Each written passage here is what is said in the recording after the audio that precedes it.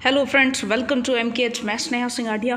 और चलिए आज हम जो है बीएड के लिए जो हमारी बुक रहती है कंटेम्प्रेरी इंडिया एंड एजुकेशन यानी कि समसामयिक भारत और शिक्षा, तो इसकी यूनिट नंबर 3 करने जा रहे हैं जी।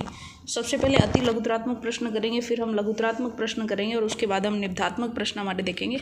चलिए, वीडियो हमारी डिस्टर्ब ना हो इसके लिए हम एयरप्लेन मोड में आ चुके हैं। ओके, चलिए। सो देखिए, बात करते हैं हम कि पहला प्रश्न है हमारा कि सामाजिक परिवर्तन से आप क्या समझते हैं। देखिए, दूसरा पेपर आपका बीएड फर्स्ट ईयर का ही है, ठीक है। चलिए, फर्स्ट क्वेश्चन आपका सामाजिक परिवर्तन से आप क्या समझते हैं। तो देखिए, सरल शब्दों में सामाजिक परिवर्तन जो है वो समाज के आधारभूत परिवर्तनों पर प्रकाश डालने वाला एक विस्तृत और कठिन विषय है। परिवर्तन एक व्यापक प्रक्रिया है और समाज के किसी भी क्षेत्र में विचलन को, यानी थोड़ा सा भी विचलन आ जाए, उसे हम सामाजिक परिवर्तन कहते हैं। यानी कि समाज के किसी भी क्षेत्र में अगर विचलन आए तो उसे हम सामाजिक परिवर्तन कहेंगे। विचलन का अर्थ होता है असामाजिक नहीं है, विचलन का अर्थ असामाजिक नहीं है, बल्कि सामाजिक, आर्थिक, राजनीतिक, धार्मिक, नैतिक, भौतिक आदि सभी क्षेत्रों में होने वाले किसी भी परिवर्तन को हम सामाजिक परिवर्तन ही कहेंगे। सामाजिक परिवर्तन की प्रक्रिया में समाज की संरचना और कार्यप्रणाली का एक नया जन्म होता है और समाज गतिशील है, इसलिए समय के साथ परिवर्तन भी अवश्यंभावी है कि होगा, ठीक है। तो सामाजिक परिवर्तन के बारे में आप ये लिख सकते हैं। अब बात करते हैं, अगला प्रश्न है सांस्कृतिक विलंबन क्या है। विलंबन क्या है। देखिए सांस्कृतिक अंतराल को सांस्कृतिक विषमता के नाम से जाना जाता है। यानी कि सांस्कृतिक अंतराल शब्द सबसे पहले जो है समाजशास्त्री विलियम ऑगबर्न ने प्रयोग किया था। यानी कि अंतराल का मतलब जो थोड़ा थोड़ा मतलब संस्कृति में हर एरिया वाइज जो विषमता आती है उसे हम बेसिकली सांस्कृतिक अंतराल कह सकते हैं। इन्होंने ये शब्द जो है ये समाज के मध्य उत्पन्न समस्याओं और तनाव का पता लगाने के लिए प्रयोग किया था। इन्होंने ये शब्द अपनी पुस्तक social change with respect to cultural and origin nature, जो कि 1922 में प्रकाशित हुई थी, वहाँ पे उन्होंने इस पर्टिकुलर वर्ड को यूज़ किया था। संस्कृति को दो भागों में बांटा गया था, भौतिक और अभौतिक। अभौतिक संस्कृति में धर्म, आदत, साहित्य, कला, संगीत आते हैं और भौतिक संस्कृति में व्यक्ति द्वारा बनाई गई वस्तुएं आती हैं, मशीनें, किताबें वगैरह वगैरह। सो लैग से तात्पर्य पीछे रह जाना है, और ये जो लैग है ये अभौतिक संस्कृति से संबंधित होते हैं।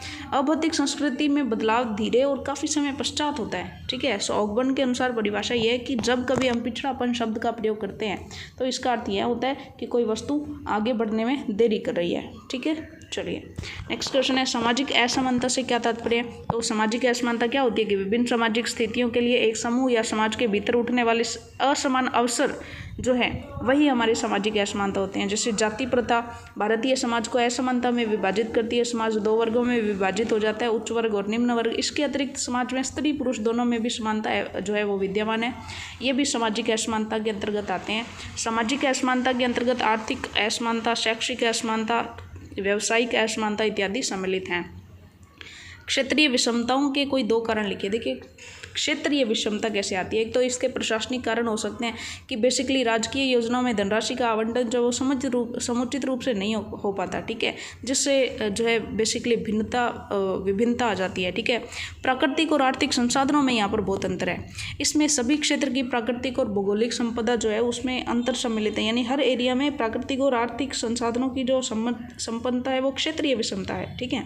चलिए, शिक्षा द्वारा सामाजिक और सांस्कृतिक विकास किस प्रकार होता है।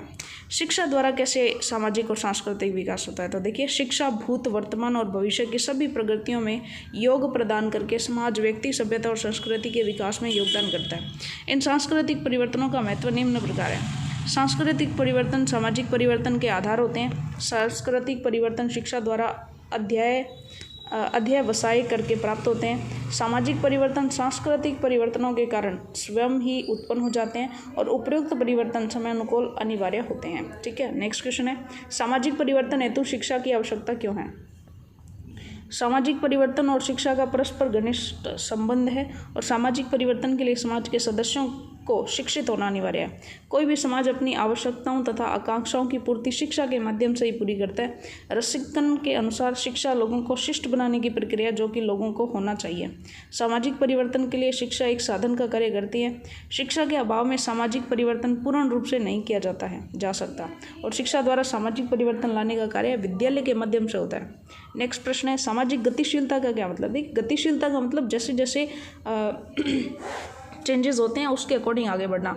व्यक्ति की किसी सामाजिक ढांचे में गति जो है वही हमारी गतिशीलता है। इस दृष्टि में सामाजिक गतिशीलता का अर्थ किसी व्यक्ति या समूह के सामाजिक पद में होने वाला परिवर्तन है।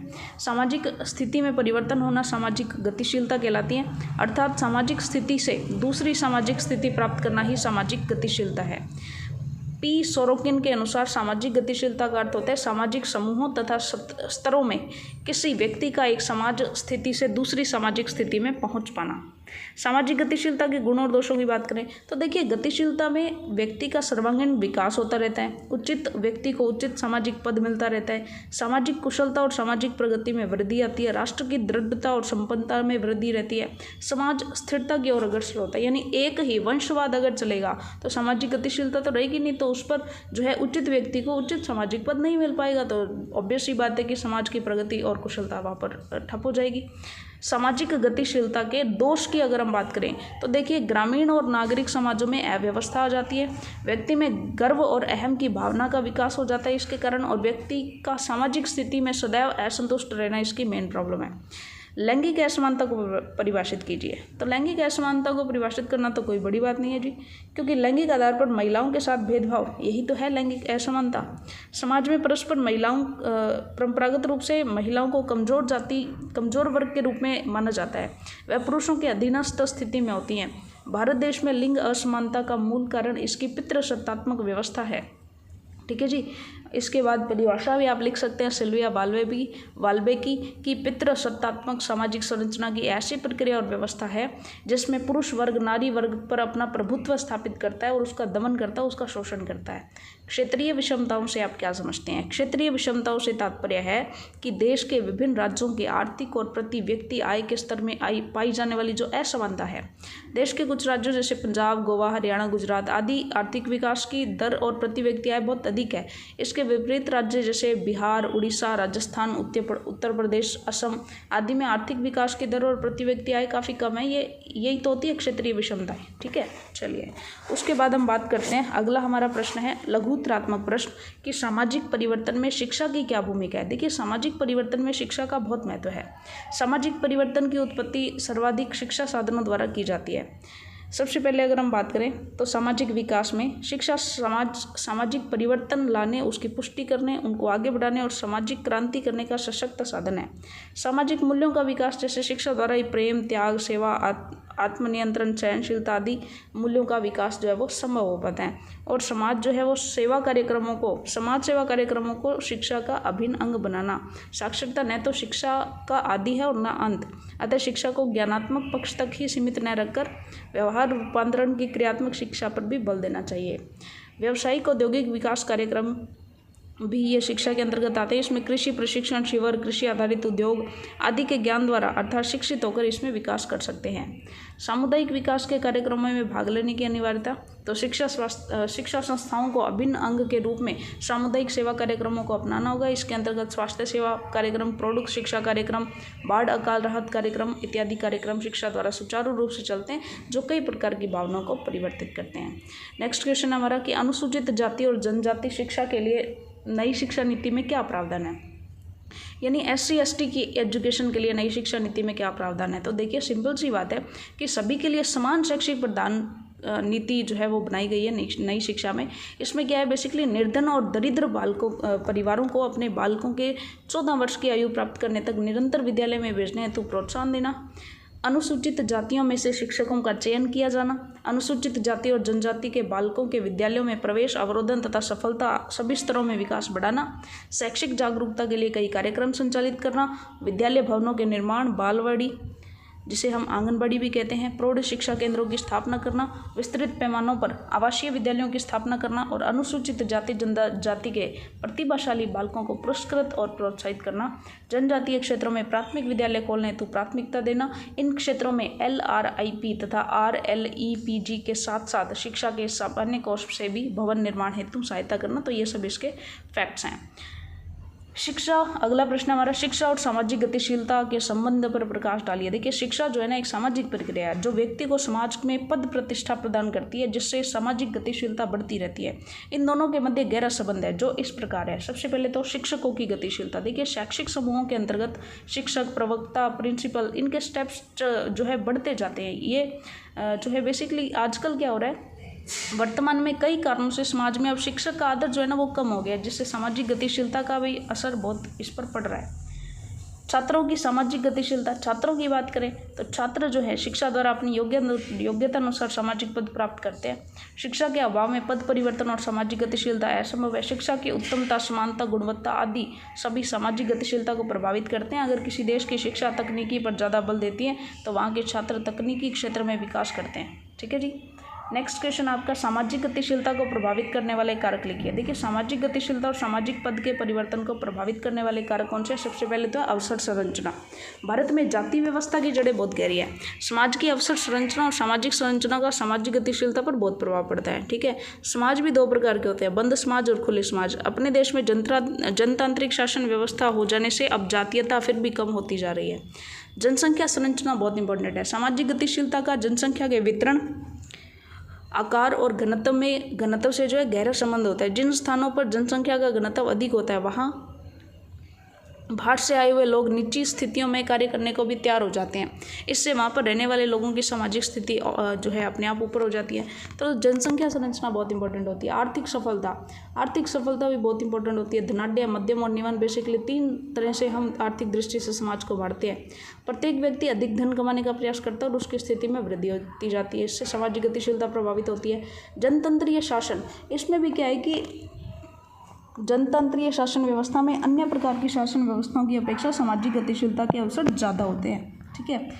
शिक्षा तो गतिशीलता में वृद्धि करती है। नेक्स्ट प्रश्न है, शिक्षा द्वारा लैंगिक असमानता को कैसे दूर किया जा सकता है? तो देखिए सिंपल सी बात है कि महिलाओं को अधिकार दिलाने के लिए शिक्षा प्रणाली को पहले तो अनुकूल बनाया जाए। महिलाओं से संबंधित विषयों में महिलाओं के आयामों को शामिल किया जाए। महिलाओं के अध्ययनों को विभिन्न पाठ्यक्रम के रूप में प्रोन्नत किया जाए। प्रत्येक शिक्षा संस्थान द्वारा महिलाओं की स्थिति का अध्ययन करने, जागृति पैदा करने और महिलाओं में संप्रेषण और उनके विकास के लिए सक्रिय कार्यक्रम प्रारंभ किए जाएं। प्रत्येक स्तरों पर बालिकाओं को अधिकाधिक व्यावसायिक, तकनीकी तथा पेशेवर शिक्षा सुलभ कराने के उपाय किए जाए। महिला शिक्षा के नवाचारी कार्यक्रमों को बढ़ावा देने और उनके प्रलेखन पर बल दिया जाए। प्रचार माध्यम को योजना की स्पष्ट मार्गदर्शी रूपरेखाएं तैयार करनी चाहिए। नेक्स्ट प्रश्न है आपका कि शिक्षा का सार्वजनिकरण से आपका क्या तात्पर्य? देखिए शिक्षा का सार्वजनिकरण का मतलब है, यह शब्द अंग्रेजी भाषा के यूनिवर्स से बना है। यूनिवर्सलाइजेशन। ठीक है। सार्वजनिकरण, प्रत्येक बच्चे को समान सर्वमान्य शिक्षा प्रदान करना, इसका मतलब है। इसको 3 भागों में बांटा जाता है। पहला तो प्रत्येक बालक के घर के पास प्राथमिक शाला की व्यवस्था, सार्वत्रिक प्रावधान। दूसरा, सब बच्चों का विद्यालय में दाखिला हो, सार्वत्रिक प्रवेश। और तीसरा प्रावधान, बच्चा प्राथमिक शिक्षा समाप्त करने के बाद बिना विद्यालय को छोड़े, सार्वत्रिक धारणा। ठीक है। बिना विद्यालय को छोड़े आगे भी एजुकेशन को कंटिन्यू करे। ठीक है।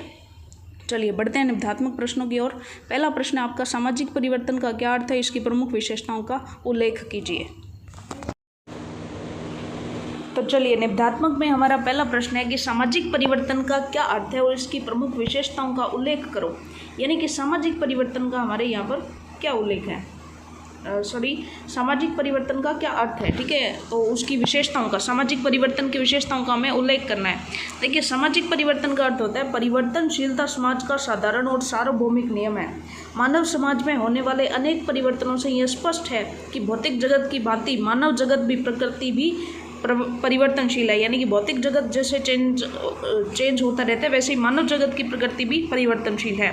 यदि देखा जाए तो हमारा जीवन प्रत्येक स्तर पर उससे भिन्न है जो कभी अतीत में था। समाज परिवर्तित हो चुका है और तीव्र गति से परिवर्तित हो भी रहा है। आज से 1000 वर्ष पूर्व के मानव समाज की जो परिस्थितियाँ थी उनमें कल्पनातीत परिवर्तन हो गया है। यानी कि अब जो परिवर्तन हमारे यहाँ पर आ गए हैं, पहले के लोग उसकी कल्पना भी नहीं करते थे। अपेक्षाकृत छोटे, स्थिर और आत्मनिर्भर संपूर्ण समाज का स्थान जो है वो औसतन बड़े जटिल नगरों, महानगरीय जीवन ने ले लिया है। संयुक्त परिवार के स्थान पर व्यक्तिगत परिवार का जो है महत्व बढ़ने लगा है। आज मानव जीवन प्राचीन की अपेक्षा अधिक व्यस्त और कठिन है। थोड़ा सा मिसप्रिंट है, लेकिन हम चेक कर लेंगे। औद्योगिक राष्ट्रों के लिए गांवों का महत्व शहरों की अपेक्षा बहुत कम है और शहरी छाप धीरे धीरे गांवों तक पहुंचती जा रही है। कुछ समाजशास्त्रियों का कहना है कि सामाजिक परिवर्तन की प्रवृत्ति प्राथमिक जीवन पद्धति से द्वितीयक जीवन पद्धति की ओर बढ़ रही है। हम लोग इतिहास के एक ऐसे निर्णायक युग में रह रहे हैं जब हमारा समाज कुछ तीव्र परिवर्तन से होकर गुजरा है और विज्ञान और तकनीक का तीव्र गति से विकास विश्व भर में मानव की ऊंची अभिलाषाएं हैं। अब श्रमिक को अधिक अवकाश, नगरीकरण और अंतर्राष्ट्रीय निर्भरता समाज की कुछ विशिष्टताएं हैं। इन परिवर्तनों से कुछ समस्याओं को तो हल किया है, लेकिन कुछ समस्याओं को जन्म भी दिया है इसने, जिनको हमारे विद्यालय में सुलझाने का प्रयास भी किया जा रहा है। नवीन समस्याओं को सुलझाने के लिए नवीन हल ढूंढना अत्यंत आवश्यक है। परिवर्तन प्रकृति का नियम है और समाज का कोई भी पक्ष इससे अछूता नहीं रह सकता। सामान्य रूप से सामाजिक संरचना तथा सामाजिक व्यवस्था में किसी भी प्रकार के परिवर्तन को सामाजिक परिवर्तन कहते हैं। यह मानव संबंधों और अन्य किसी भी सामाजिक घटनाओं में परिवर्तन के रूप में हो सकता है। सो बेसिकली अगर हम डेफिनेशंस की बात करें तो सामाजिक परिवर्तन जीवन की स्वीकृति रीतियों में परिवर्तन के अंतर को कहते हैं। चाहे यह परिवर्तन जो है ये भौगोलिक स्थितियों के परिवर्तन से हुआ हो या सांस्कृतिक साधनों, जनसंख्या की रचना या सिद्धांतों के परिवर्तन से, चाहे संचार द्वारा संभव हो सका या समूह के अंदर हुए आविष्कारों के परिणाम हो, लेकिन जैसे भी हो जो भी हमारे स्वीकृत रीतियां हैं उनके अंदर जो परिवर्तन आता है उसे ही हम क्या कहते हैं, सामाजिक परिवर्तन कहते हैं। तो ये डेफिनेशन है गिलिन और गिलिन की। सामाजिक परिवर्तन में केवल वे ही परिवर्तन आते हैं जो सामाजिक संगठन अर्थात समाज के ढांचे और कार्य में घटित होते हैं। ये डेफिनेशन थी किंग्सले डेविस की। सामाजिक परिवर्तन वह शब्द है जो सामाजिक प्रक्रियाओं, सामाजिक प्रतिमानों, सामाजिक परस्पर संबंधी क्रिया और सामाजिक संगठन के किसी अंग के रूप में, अंग की बात की, अंग के रूप में रूपांतरण को वर्णित करती है। तो ये डेफिनेशन है जोन्स की। एमडी जेनसन की डेफिनेशन है कि सामाजिक परिवर्तन का अर्थ है लोगों के कार्य करने और विचार करने की पद्धतियों में संशोधन। तो संशोधन की बात की है एमडी जेनसन ने। ठीक है जी। परिवर्तन की प्रकृति या प्रक्रिया की अगर हम बात करें, nature and process of change, तो देखिए सामाजिक परिवर्तन की प्रकृति या प्रक्रिया की गति सदैव एक जैसी नहीं होती। कभी कभी समाज में क्रांतिकारी महापुरुष पैदा होते हैं जो समाज में क्रांति उत्पन्न करते हैं। समाज में धार्मिक क्षेत्र में अनेक महापुरुष हुए हैं जिन्होंने समाज के विभिन्न पक्षों पर अपना प्रभाव डाला। यूरोप में मध्य युग के अंतर्गत पुनर्जागरण मार्टिन लूथर के कारण हुआ था। भारत में 19वीं शताब्दी में अंग्रेजी शासन के कारण और राजा राम मोहन राय के ब्रह्म समाज और स्वामी दयानंद के आर्य समाज के कारण सामाजिक क्रांति हुई थी। 18वीं शताब्दी से पहले इंग्लैंड में और बाद में यूरोप में औद्योगिक क्रांति के फलस्वरूप सामाजिक परिवर्तन हुआ है। तो बेसिकली अगर हमारी प्रकृति के रूप में देखें तो बेसिकली यहाँ पर दो भागों में इसको बांटा है प्रोफेसर WJH सॉर्पेट ने, कि एक तो होते हैं बाह्य परिवर्तन या जिनको हम कहते हैं भौतिक परिवर्तन। ये परिवर्तन तो समाज के बाहर के अभिकरणों द्वारा लाए जाते हैं, जैसे कोई बाह्य आक्रमण हो गया, उपनिवेशवाद हो गया, संस्कृति किसी दूसरी संस्कृति के संपर्क में आ गई, तो ये तो हो गया बाह्य। आंतरिक की बात करें तो इनको सप्रोट महोदय ने फिर दो उपभागों में बांटा है, एक तो तकनीकी और एक सांस्कृतिक। एक तो आकस्मिक परिवर्तन होते हैं जो किसी ऐसी घटना द्वारा हो जाते हैं जिनके बारे में व्यक्तिगत स्तर पर समाज या राज्य सोच भी नहीं पाते। यह अधिकांश नवीन आविष्कारों से विशिष्ट रूप से संबंधित है जो कि समाज के संपूर्ण जीवन को ही प्रभावित कर देता है, जैसे आणविक शक्ति, लेजर किरणें, रडार और पिछले दिनों जो कोरोना काल के अंतर्गत जितने भी चेंजेस आए थे ना वो सारे इस कैटेगरी में थे। ठीक है। परिवर्तन अच्छा है या बुरा यह निर्भर इस पर करेगा कि समाज इन आविष्कारों का प्रयोग किस प्रकार करेगा, जिससे यह निश्चित होगी समाज की कुल प्रगति होगी या पतन, लेकिन परिवर्तन अवश्य आएगा। ये तो डेफिनेट सी बात है। रचनात्मक परिवर्तन, इसके अतिरिक्त रचनात्मक परिवर्तन भी होते हैं जो समाज जो है सोच विचार कर लाने का प्रयत्न करता है। यह समाज की योजनाओं पर आधारित है जो तर्कपूर्ण, संगठनात्मक एवं योजनाबद्ध तरीके से सामाजिक कल्याण के लिए राजनीतिक एवं आर्थिक जागृति के साथ लागू की जाती है और इनसे अंत में सांस्कृतिक परिवर्तन के माध्यम से सामाजिक परिवर्तन आ जाता है। सामाजिक परिवर्तन की मुख्य विशेषताओं की अगर हम बात करें तो सामाजिक परिवर्तन का अर्थ कुछ पुराने तत्वों, विचारों और वस्तुओं आदि का त्याग करना हो सकता है। सामाजिक परिवर्तन का अर्थ कुछ नए तत्वों, विचारों और वस्तुओं को ग्रहण करना भी हो सकता है। पुरानों को छोड़ना और नयों को ग्रहण करना दोनों ही परिवर्तन में है। ठीक है। परिवर्तन अचानक भी हो सकता है और धीरे धीरे भी हो सकता है। सामाजिक परिवर्तन के सभी तत्व एक ही समय में न बदल सके, ऐसा भी हो सकता है। सामाजिक परिवर्तन हिंसा और अहिंसा दोनों प्रकार के हो सकते हैं, नियोजित और अनियोजित हो सकते हैं। बेसिकली इसकी लंबी अवधि जो है वो प्राय लंबी होती है। नई प्रवृत्ति और प्रवृत्तियों को ये जन्म देता है। सामाजिक संबंधों से ये प्रदर्शित होता है, सामाजिक मूल्यों में निहित होता है। और सामाजिक परिवर्तन का संबंध समाज की अधिकांश जनसंख्या से होता है और आंतरिक और बाह्य हो सकता है। तो ये तो था सामाजिक परिवर्तन से संबंधित। अब हमारा अगला प्रश्न है जी, शिक्षा सामाजिक परिवर्तन का अभिकरण है, स्पष्ट कीजिए तथा सामाजिक परिवर्तन में शिक्षा के क्या कार्य हैं। यानी सामाजिक परिवर्तन में education as an agent of social change, social change का अभिकरण एजेंट है कौन, एजुकेशन। कैसे, देखिए गांधी जी समाज में शांतिपूर्ण क्रांति शिक्षा के द्वारा लाना चाहते थे। गांधी जी ये चाहते थे कि जो चेंजेस आने चाहिए ना, शांतिपूर्ण चेंजेस आ सकते हैं तो वो शिक्षा के द्वारा आ सकते हैं। उनके अपने शब्दों में बेसिक स्कूल समाज में सामाजिक क्रांति का सूत्रधार बने, ऐसा इनके शब्द थे। जॉन ड्यूई के अनुसार शिक्षा सामाजिक प्रगति और सुधार की बुनियादी विधि है। डॉक्टर राधाकृष्णन के अनुसार शिक्षा परिवर्तन का एक साधन है। जो कार्य समाज में परिवार, धार्मिक, सामाजिक और राजनीतिक संस्थाओं द्वारा होता था वह आज शिक्षा संस्थाओं द्वारा किया जाता है। एलवुड के अनुसार शिक्षा ही मुख्य साधन है जिसकी ओर, एक सेकंड रुकिएगा, शिक्षा ही मुख्य साधन है जिसकी ओर समाज सब प्रकार की प्रगति के लिए अभिमुख हो। शिक्षा आयोग 1964 से 66 के अनुसार यदि हिंसक क्रांति के बिना इस परिवर्तन यानी लोगों के ज्ञान, कौशल, रुचियों, मूल्यों को व्यापक स्तर पर प्राप्त करना है तो इसका केवल एक ही साधन है और वो है शिक्षा। रसिकन के अनुसार शिक्षा लोगों को शिष्ट बनाने की प्रक्रिया, शिष्टाचार की बात कर रहा है। शिक्षा नीति 1986 में शिक्षा के कार्य पर इस प्रकार प्रकाश डाला गया कि शिक्षा वर्तमान और भविष्य के निर्माण का अनुपम साधन है। शिक्षा को ही लोगों को सुसंस्कृत बनाने का साधन माना गया है। नेक्स्ट बात करते हैं सामाजिक परिवर्तन में शिक्षा के कार्यों की। अगर हम बात करें functions of education in social change, सबसे पहले तो शिक्षा क्या करेगी, सामाजिक परिवर्तनों को अपनाने के लिए लोगों को तैयार करना, यह शिक्षा का सबसे बड़ा कार्य है। परिवर्तन का जो विरोध करते हैं लोग, वो शिक्षा के द्वारा उस विरोध को दूर जो है यानी जो परंपरावादित्व होता है वो दूर हो जाता है।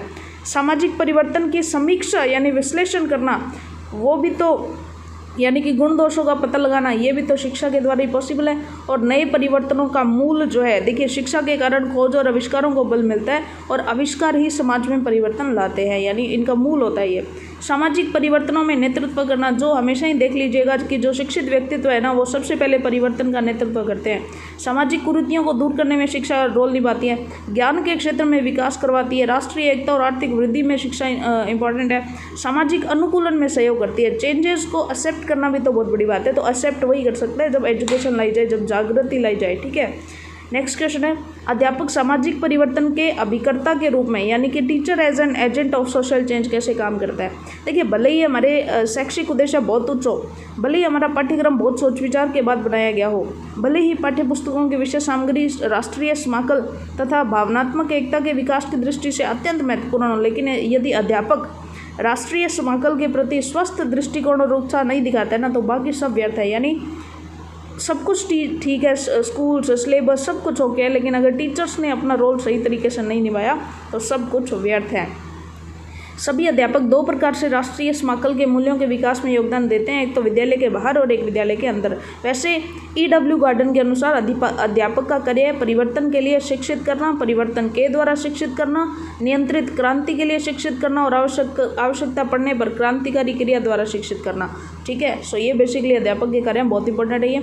अध्यापक और विभिन्न शैक्षिक गतिविधियों से सामाजिक परिवर्तन कैसे होता है। सबसे पहले तो राष्ट्रीय मूल्यों में उसका अध्यापक का विश्वास और उत्साह होना चाहिए, नवीनता के प्रति उसका बहुत अच्छा दृष्टिकोण होना चाहिए, वैज्ञानिक दृष्टिकोण होना चाहिए, गतिशीलता, परिवर्तन को समझने की क्षमता होनी चाहिए, उदार दृष्टिकोण उसमें होना चाहिए, नवीन विचारों के लिए परख शक्ति होनी चाहिए, बाधाओं को दूर करने में उसको विश्वास करना चाहिए। ऐसे नहीं कि भाई जो है जैसे है उसको एक्सेप्ट कर लिया जाए। राष्ट्रीय मूल्यों के संदर्भ में पाठ्यक्रम का अर्थ और अभिप्राय उसको समझ में आना चाहिए। विभिन्न विषय पढ़ाते समय अध्यापकों को यह स्पष्ट करना चाहिए कि जाति, धर्म, रंग और दूरी लोगों के आपसी संबंधों में बाधक होते हैं। पक्षपात रहित व्यवहार उसके अंदर होना चाहिए। बच्चों के मानसिक स्तर को उठाने का प्रयास उसको करना चाहिए। भावनात्मक और राष्ट्रीय एकता के प्रयास करने चाहिए। सांस्कृतिक विकास उसको करना चाहिए। सामूहिक और गतिशील पाठांतर क्रियाएं करती रहनी चाहिए। शिक्षा यात्रा, खेल कूद, स्काउटिंग, ठीक है, ये सब चीज़ें करनी चाहिए। बहुत सारे कैंप्स इस तरह के लगाए जा सकते हैं जिससे सामूहिक और गतिशील पाठांतर क्रियाएं हो सके। राष्ट्रीय एकता, भारत मेरा देश है, सभी भारतीय मेरे भाई बहन हैं, कम से कम बच्चे वर्ष में कम से कम 2 बार यहाँ शपथ लें। ठीक है, सो बेसिकली राष्ट्रीय एकता पर प्रयास करना चाहिए। अध्यापक की आधुनिक मान्यताएं और आदर्श होने चाहिए। स्कूल के बाहर अध्यापकों में सामाजिक परिवर्तन संबंधी कार्य भी होते हैं, क्योंकि स्कूल के बाहर भी अध्यापक को एक आदर्श की तरह माना जाता है। भारतीय संविधान में नारी समानता के लिए क्या प्रावधान है तथा नारी शिक्षा का क्या महत्व है? देखिए बहुत इंपॉर्टेंट है, भारतीय संविधान में नारी समानता संबंधी क्या प्रावधान है? India constitution provisions in India for women's equality. ठीक है, सो महिलाओं के लिए उनके नारी समानता के लिए बेसिकली कौन कौन सी चीज़ें हैं? तो बहुत इंपॉर्टेंट प्रश्न है ये। सबसे पहला तो अनुच्छेद 14 के द्वारा महिलाओं को पुरुषों के समान ही कानून के समक्ष समानता का अधिकार दिया गया है। अनुच्छेद 14 में अनुच्छेद 15(1) के अनुसार लिंग के आधार पर राज्य किसी भी नागरिक के साथ भेदभाव नहीं करेगा, अर्थात महिलाओं के साथ भेदभाव नहीं करेगा। इसके साथ ही अनुच्छेद कौन सा अनुच्छेद है पता नहीं है, इसके अनुसार जो है रोजगार नियुक्तियों में महिलाओं को समान अवसर प्रदान किए जाएंगे। अनुच्छेद 15(3) के अनुसार महिलाओं के विकास के लिए सबसे अधिक महत्वपूर्ण संवैधानिक प्रावधान है। महिलाओं के लिए विभेदकारी कानून बनाने की शक्ति राज्य को इसलिए दी गई है जिससे कि वे मातृत्व रूपी प्राकृतिक जिम्मेदारी को निभा सकें और सदियों से पुरुष प्रधान समाज के कारण उन पर हो रहे जो भी मानसिक, शारीरिक, सामाजिक शोषण है उनका वो सामना कर सके। धारा 39 के अनुसार पुरुषों और स्त्रियों को समान कार्य के लिए समान वेतन देने का अधिकार है। ठीक है, पंचायती राज में महिला आरक्षण दिया गया है। पंचायती राज संस्थाओं में आरक्षित पद दिए गए हैं उनको 1/3 महिलाओं के रूप में। अनुच्छेद 243 घ 4 के अनुसार, अनुच्छेद 243 न 4 के अनुसार के द्वारा नगरपालिका संस्थाओं में उनको जो है 1/3 स्थान दिया गया है। सभी राज्यों में 73वें और 74वें संविधान संशोधन के अनुसार भी अपने अपने राज्यों में महिलाओं को आरक्षण की व्यवस्था की गई है। नारी शिक्षा का महत्व अगर हम कहें तो वेदों में नारी शिक्षा के महत्व को स्वीकार किया गया है तथा इस पर बहुत बल भी दिया गया है। स्वामी दयानंद जी ने कहा था कि राष्ट्र, समाज, प्रशासन और परिवार के क्रियाकलाप तब तक उचित ढंग से नहीं किए जा सकते जब तक स्त्रियों को शिक्षा न मिले। स्वामी विवेकानंद जी का कहना था कि वहीं देश उन्नति कर सकते हैं जहां स्त्रियों को उचित सम्मान दिया जाता है। गांधी जी ने स्पष्ट शब्दों में कहा है कि स्त्रियों को वहीं शैक्षिक सुविधाएं दी जाए जो पुरुषों के लिए हो। पंडित जवाहरलाल नेहरू जी ने ठीक ही कहा था कि लड़के की शिक्षा केवल एक व्यक्ति की शिक्षा है, परंतु एक लड़की की शिक्षा सारे परिवार की शिक्षा है। विश्वविद्यालय आयोग 1948-49 ने स्त्री शिक्षा का महत्व इस प्रकार बताया कि यदि शिक्षा को पुरुषों और स्त्रियों के लिए सीमित करने का प्रश्न हो तो यह अवसर स्त्रियों को दिया जाए, क्योंकि उनके द्वारा ही भावी संतान को शिक्षा दी जा सकती है। शिक्षा आयोग 1964-66 ने लिखा है कि स्त्रियों की शिक्षा पुरुषों की शिक्षा से भी ज़्यादा महत्वपूर्ण है। लड़कियों की शिक्षा पर जितना भी बल दिया जाए उतना थोड़ा है। इस शिक्षा आयोग ने स्त्रियों की शिक्षा पर निम्नलिखित कारणों से जोर दिया है। पहली बात तो स्त्री शिक्षा का हमारे मानवीय संसाधनों के पूर्ण विकास में एक महत्वपूर्ण स्थान है। स्त्री शिक्षा से परिवारों का सुधार होता है। स्त्रियों की शिक्षा का शैशव के यानी बच्चे के सर्वाधिक संस्कार में वर्षों में चरित्र के निर्माण में अपना विशेष स्थान है। स्त्रियों की शिक्षा प्रसवन दर को घटाने में भी काफ़ी सहायता करता है। घर की चारदीवारी के बाहर स्त्रियों का कार्य आज देश के सामाजिक आर्थिक जीवन का बहुत महत्वपूर्ण अंग बन गया है। 1986 की राष्ट्रीय शिक्षा नीति में इस बात पर विशेष जोर दिया गया कि महिलाओं को शैक्षिक और सामाजिक दृष्टि से समान स्तर पर लाने के लिए विशेष कार्यकलापों की जरूरत है और राष्ट्र निर्माण के कार्यों में सुशिक्षित महिलाएं महत्वपूर्ण भूमिका निभा सकती हैं और लड़कियों तथा महिलाओं की शिक्षा योजना विशेष रूप से तैयार करने की ज़रूरत है। राष्ट्रपति डॉक्टर शंकर दयाल शर्मा ने महिलाओं और लड़कियों की शिक्षा एवं उनके अधिकार दिए जाने की ओर भी विशेष ध्यान दिया था। ठीक है जी, चलिए इसके बाद है नारी शिक्षा की वांछित प्रगति न होने के कारण और समस्याएं क्या है। Reasons for not appropriate progress of women education and problems, कि नारी शिक्षा की वांछित जो हम चाहते थे वो प्रगति क्यों नहीं हो पाई। तो देखिए इसके अंदर रीजंस क्या हैं। पहले तो पुरुष प्रधान समाज सामान्यतः, दूसरा रीज़न है सामान्यतः नारी शिक्षा में रुचि की कमी, समाज में अज्ञानता, बाल विवाह, गरीबी, दोषयुक्त पाठ्यक्रम, सहज शिक्षा का विरोध, सुविधाओं का अभाव, सरकार की नारी शक्ति के प्रति उदासीन नीति, पर्दा प्रथा, कई क्षेत्रों में अध्यापिकाओं की कमी, अप्रभावी शैक्षिक व्यावसायिक निर्देशन और परामर्श। तो ये सारी चीज़ें हैं। नारी शिक्षा की अवहेलना के कुछ उदाहरण हैं। राष्ट्रीय शिक्षा नियोजन और प्रशासन संस्थान के एक अध्ययन के अनुसार 2003-04 में अधिकांश विद्यालयों में लड़कियों के लिए शौचालय तक नहीं थे। बिहार और छत्तीसगढ़ में कुल 3 में से 5% विद्यालयों में ही यह सुविधा थी। सो मध्य प्रदेश, महाराष्ट्र, आंध्र प्रदेश, गुजरात, राजस्थान और हिमाचल प्रदेश की 12 से 16% प्राथमिक विद्यालयों में लड़कियों के लिए शौचालय की उचित व्यवस्था थी। सिर्फ और सिर्फ 12 से 16% में थी। पेयजल, ब्लैकबोर्ड कक्षाओं संबंधी आंकड़े भी आशा नहीं जगाते हैं, यानी ये बेसिक रीज़न है। नारी शिक्षा के विकास में उपाय और लैंगिक समानता में योगदान की अगर हम बात करें तो राष्ट्रीय शिक्षा नीति में इस बात की परिकल्पना की गई है कि शिक्षा को महिलाओं के स्तर में मौलिक बदलाव के एक अभिकर्ता एजेंट के रूप में उपयोग किया जाए। महिलाओं को अधिकार दिलाने की सही शिक्षा दिलाने में शिक्षा जो है सही भूमिका निभाए।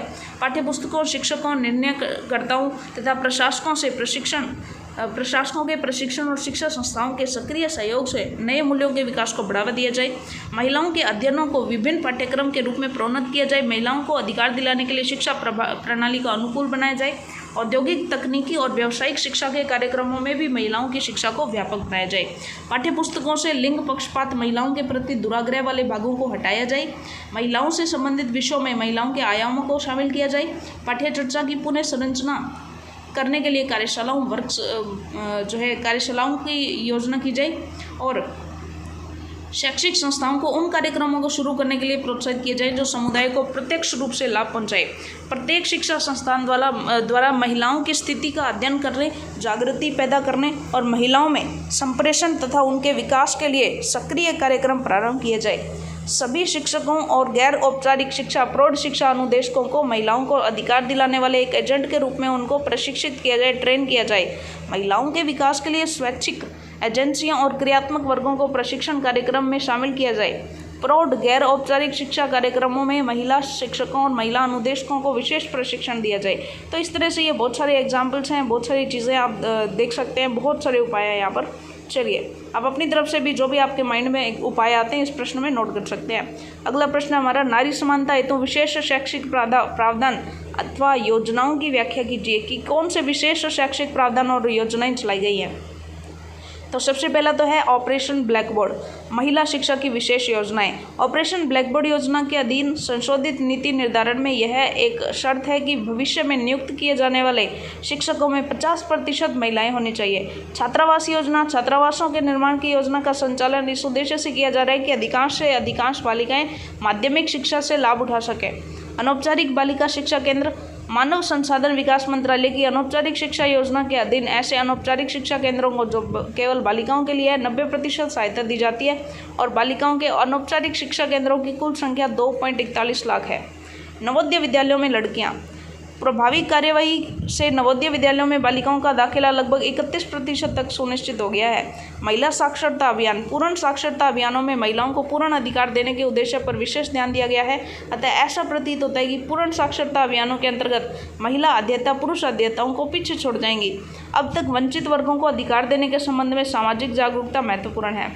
महिला उच्च शिक्षा, उच्च शिक्षा के क्षेत्र में सामान्य और तकनीकी दोनों दृष्टियों से महिलाओं के लिए शैक्षिक अवसरों में असाधारण विस्तार हुआ और विश्वविद्यालय और कॉलेज स्तरों पर महिला शिक्षा में विविधता आई है। महिला अध्ययन, देखिए विश्वविद्यालय अनुदान आयोग विश्वविद्यालयों को महिला अध्ययन में अनुसंधान की सुपरिभाषित परियोजनाएं आरंभ करने पर और अवर स्नातक और स्नातकोत्तर स्तरों पर पाठ्य चर्चा के विकास के लिए वित्तीय सहायता भी प्रदान की जा रही है। महिला समाख्या, महिलाओं की समानता हेतु शिक्षा, 1999 में प्रारंभ हुआ महिला समाख्या कार्यक्रम और उनके सशक्तिकरण हेतु एक ठोस कार्यक्रम है। यह योजना आंध्र प्रदेश, असम, बिहार, गुजरात, झारखंड, कर्नाटक, केरल, उत्तर प्रदेश और उत्तरांचल में चलाई जा रही है। इस योजना के उद्देश्य क्या है? बेसिकली इन योजनाओं के महिलाओं की छवि और उनके आत्मविश्वास को मजबूत करना, ऐसा वातावरण तैयार करना जहाँ महिलाओं को वे सूचनाएं और ज्ञान प्राप्त हो सके। ठीक है। महिला संघों से गांवों की शैक्षणिक गतिविधियों की सक्रियतापूर्वक निगरानी और मूल्यांकन का काम लेना, महिलाओं और किशोरियों को शिक्षा के अवसर उपलब्ध करवाना, औपचारिक और अनौपचारिक शिक्षा कार्यक्रमों में महिलाओं और लड़कियों की भागीदारी बढ़ाना। महिला संघ ऐसे केंद्र बिंदु है जहां समस्त गतिविधियों की योजना तैयार की जाती है। संघ के लिए निर्धारित धन जो है वो बैंक डाकघर के खाते में जमा कराया जाता है। इसका 3 वर्ष के अंदर सामूहिक कार्यों के लिए महिलाएं सदुपयोग करती हैं और सहयोगिनियों 10 गाँवों के समूह की देखभाल करती हैं। जो सहयोगिनियाँ होती हैं वो 10 गाँवों के समूह की देखभाल करती हैं। ठीक है।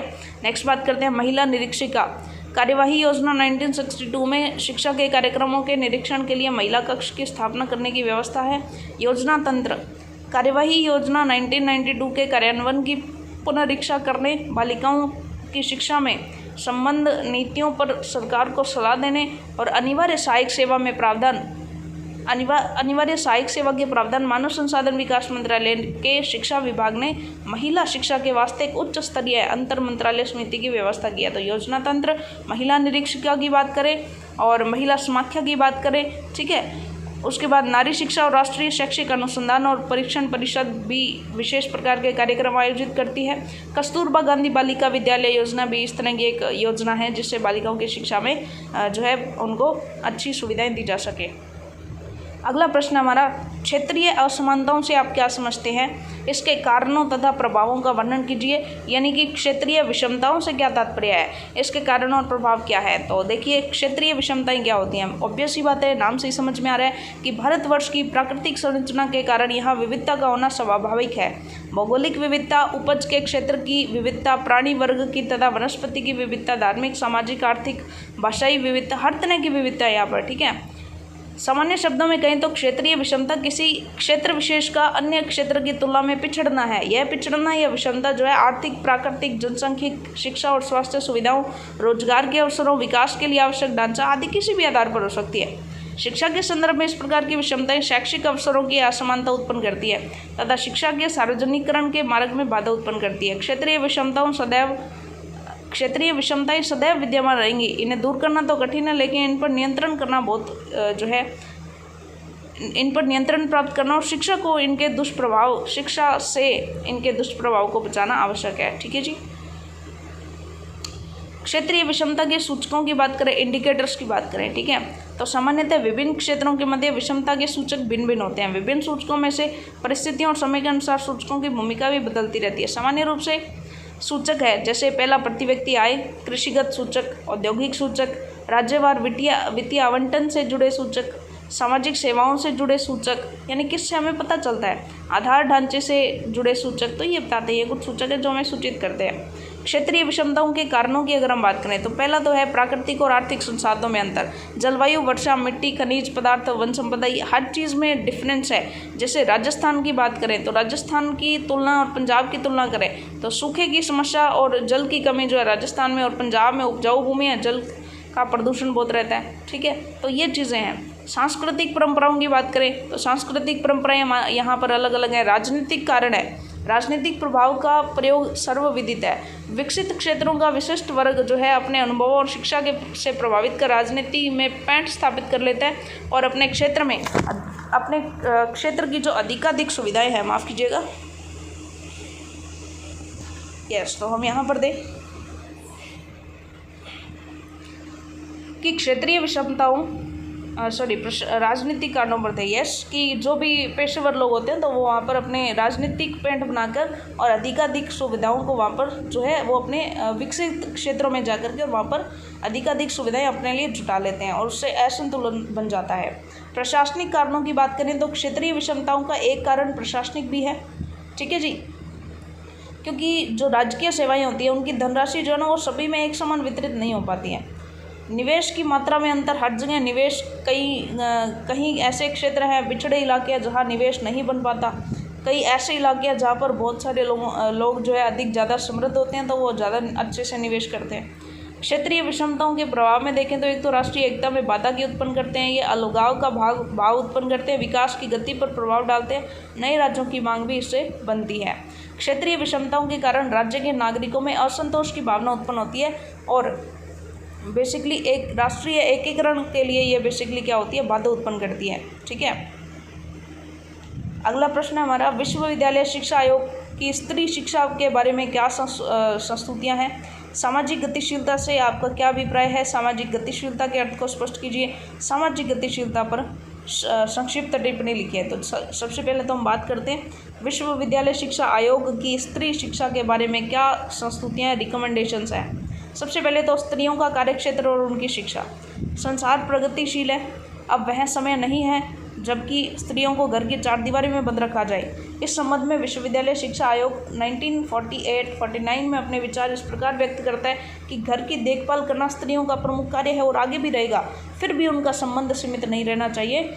विभिन्न परिस्थितियों के कारण उन्हें जीवन के विभिन्न क्षेत्रों की ऐसी रूपरेखा बनाएं जो कि उनका जीवन सफल बनाने में सहायक हो।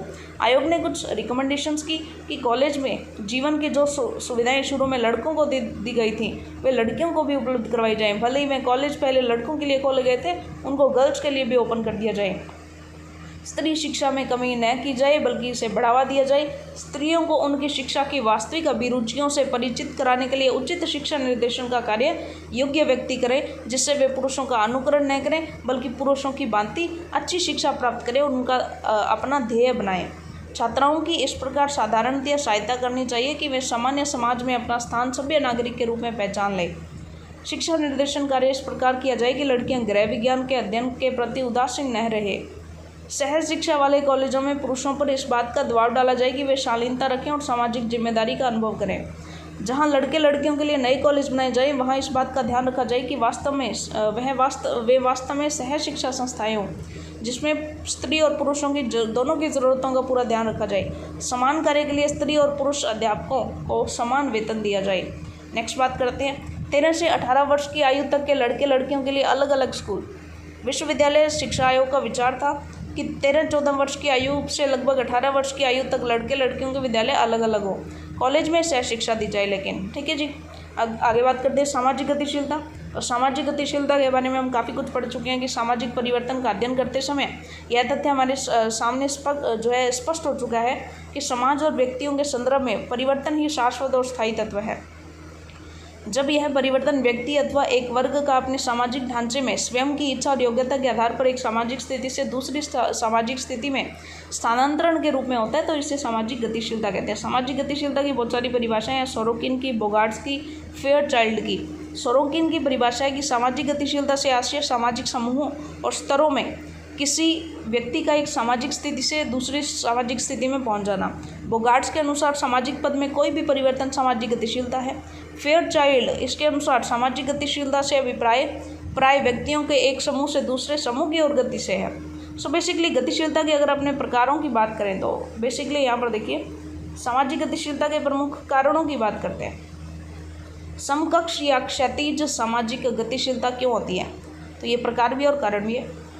समकक्ष यानी एक ही क्षैतिज, एक ही सीक्वेंस में, एक ही लेवल में, ठीक है, एक ही पंक्ति में। जब एक व्यक्ति या वस्तु एक स्थिति समूह से अपनी पंक्ति में ही स्थित उसी स्थिति के दूसरे समूह में स्थानांतरित हो जाता है तो उसे समकक्ष या क्षैतिज सामाजिक गतिशीलता कहते हैं। उदग्र या रैखिक किसी व्यक्ति का समूह द्वारा अपने से ऊपर या नीचे की स्थिति वाले समूह में प्रवेश करना, जैसे अध्यापक का प्राधान्याचार्य बनना, ठीक है, विभागाध्यक्ष का प्रवक्ता बनना। इसी टाइप से व्यक्तिगत व समूह सामाजिक गतिशीलता ये होती है किसी एक व्यक्ति की सामाजिक स्थिति या पद में बदलाव आना अथवा पूरे समूह की स्थिति या पद में परिवर्तन आना। स्पर्धात्मक सामाजिक गतिशीलता स्वयं प्रयासों से प्रतिस्पर्धा के परिणाम स्वरूप पद और स्थिति प्राप्त करना, यानी कंपटीशन लड़के जैसे आरएएस बनना, ठीक है। प्रदत्त सामाजिक गतिशीलता किसी प्रभावपूर्ण व्यक्ति की अनुकंपा से पद या स्थिति प्राप्त हो जाना। निर्धन प्रतिभावान युवक का धनी व्यक्ति की कृपा से व्यवसायी बन जाना इसका एग्जाम्पल है।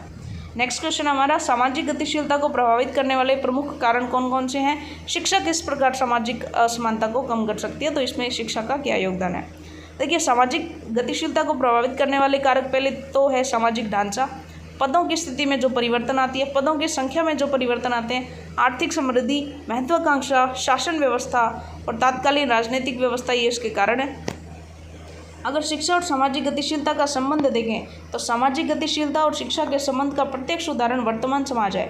शिक्षा के प्रचार प्रसार से सामाजिक गतिशीलता का त्वरित रूप दिखाई दे रहा है और स्थान, पद और स्थितियां तीव्रता से परिवर्तित हो रही हैं। भूमंडलीकरण के दौर में विश्व सीमित हो गया है। शिक्षा प्राप्त करना और व्यवसाय करना व्यक्ति समय और स्थान की सीमाओं में बंद कर रहना नहीं चाहता आजकल, ठीक है। सो बेसिकली सामाजिक गतिशीलता पर शिक्षा के प्रभाव को जानने का प्रयास करें तो निम्न बिंदुओं से स्पष्ट कर सकते हैं कि पहला तो शिक्षा के स्तर का प्रभाव बहुत बड़ा है। पाठ्यक्रम की विविधता का प्रभाव आजकल लोगों पर पड़ रहा है। दूरस्थ शिक्षा और मुक्त विद्यालयों का प्रभाव बच्चों पर पड़ रहा है। शिक्षकों की सामाजिक गतिशीलता का इफेक्ट पड़ता है। छात्रों की सामाजिक गतिशीलता का भी इफेक्ट इस पर पड़ता है। तो ये थी हमारी 3rd यूनिट जो हम कर रहे थे, कंटेम्प्रेरी इंडिया एंड एजुकेशन, ठीक है जी। सो ये हमारी पाठ्य पुस्तक जो आपकी बीएड की बुक थी, ठीक है जी। समसामयिक भारत और शिक्षा, इसकी यूनिट नंबर 3 हमने की है। नेक्स्ट यूनिट के लिए मिलते हैं हम नेक्स्ट वीडियो में। धन्यवाद।